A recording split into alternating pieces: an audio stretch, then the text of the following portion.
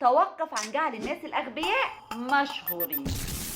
عايزين نتوحد على جملة واحدة وهي كفاية تفاهة. انتوا عارفين ان في كل مكان في امريكا وكندا والدول الاوروبيه انتشرت في الاونه الاخيره لوحات تعبيريه مكتوب عليها توقف عن جعل الناس الاغبياء مشهورين. فالدفع بالتفهين للمجتمع والاعلام هو جريمه في حق الاجيال اللي طالعه والشباب اللي في سن المراهقه. فلو اخدنا جوله على مواقع التواصل الاجتماعي، حلوه التواصل دي، عرفوا يضحكوا علينا بيها، هنلاقي المشهورين الجداد بيشتركوا في سمة واحدة وهي صناعة التفاهة أو ما يطلق عليه الاستهبال، اللي هي إيه بقى؟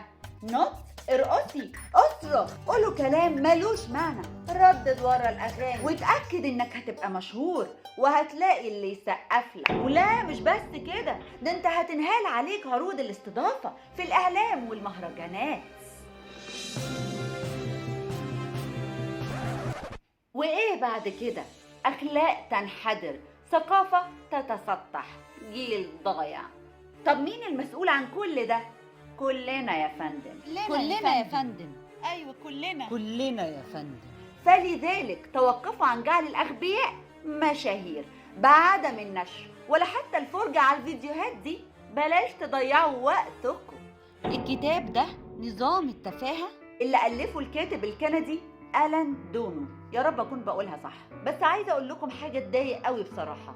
عيب قوي إن تكون أمريكا وكندا والدول الأوروبية بتقول كفاية تفاهة وإحنا كأمة ليها دين وإله واحد يطلع مننا القرف ده.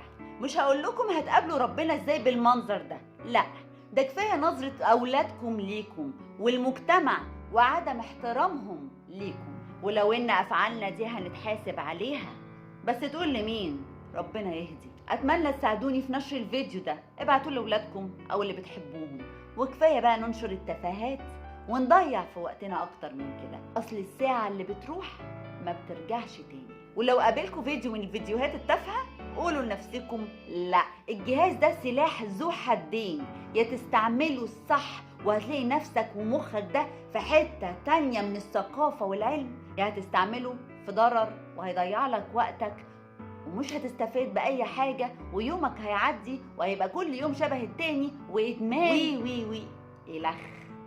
وبلاش الشيطان يلعب بيكم، وخير الكلام ما قل ودل. وفين الموبايل دوت وروحوا شوفوا مصلحتكم أو افتحوا عليه قرآن، أكيد هتستفادوا منه. يلا روحوا بقى، أشوفكم على خير.